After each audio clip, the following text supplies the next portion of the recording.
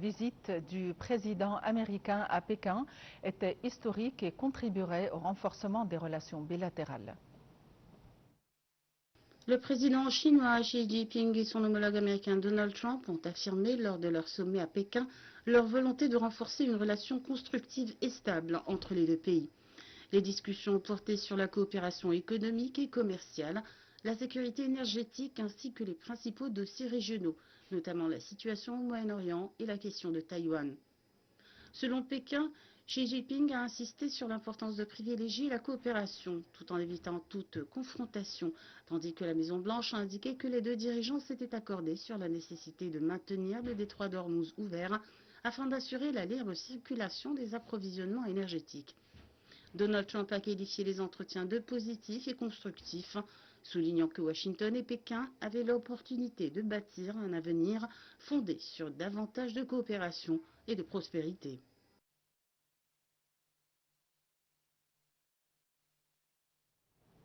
Et avec nous en ligne, Thérèse Echhat, analyste politique, pour nous parler de ce sujet.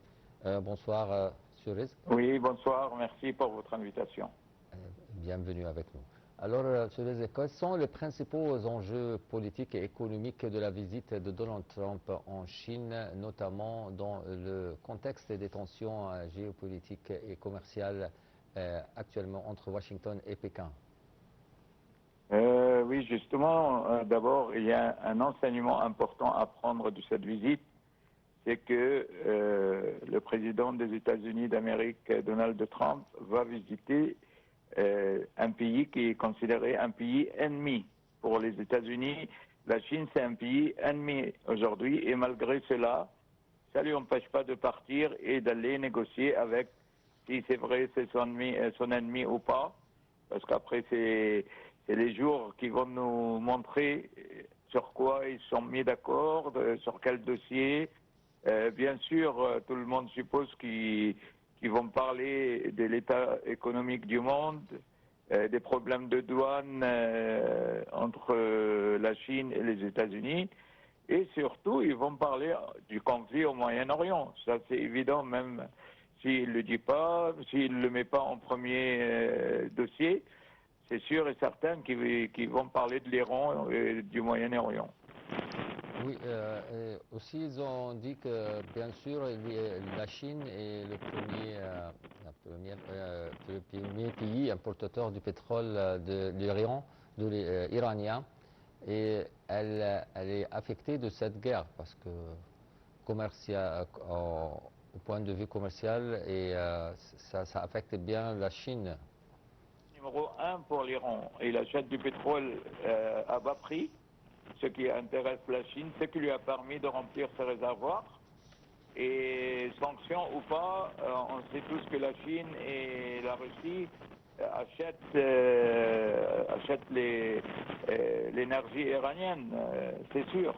Et même entre la Russie et l'Iran, il y a beaucoup de collaboration, même au niveau des armes et des drones, tout ça, on le sait depuis des années. On sait que l'Iran a fourni des drones à la Russie dans sa guerre contre l'Ukraine. Donc, au fait, on peut dire qu'il y a des sanctions, mais il y a toujours des sorties par les portes arrière des sanctions. Et donc, la Chine, c'est ce qui lui intéresse, c'est continuer à acheter vous savez, des pétroles, des barils à bas prix, et elle trouve son bonheur avec l'Iran. On dit que l'Ukraine est le grenier du monde, la Chine, elle est l'usine du monde. Donc elle a besoin de l'énergie, elle a besoin de pétrole et de l'énergie surtout pas chère. Et donc elle ne va pas céder, quelles qu'elles soient les exigences de M. Trump. En même temps, je veux dire, Trump, il veut sortir de cette guerre le plus vite possible. Il a des échéances électorales au mois de novembre, donc il veut arrêter la guerre. Mais c'est vrai, c'est lui qui a démarré cette guerre avec Israël. Maintenant, qui va la terminer? Il y a toujours des points d'interrogation. Oui. Monsieur, il y a aussi un autre point de désaccord ou un point de vue de convergence entre la Chine et les États-Unis, c'est la question de Taïwan. À votre avis, comment ils vont arriver à une solution pour cette question? Tout le monde pensait qu'à un moment donné, alors que Trump il était en pleine guerre avec l'Iran, que la Chine, elle peut avoir de l'audace et occuper Taïwan. Mais on voit la patience chinoise. La patience chinoise, c'est stratégique. Mais tôt ou tard, Taïwan, elle fera partie de la Chine et il n'y a aucun doute là-dessus.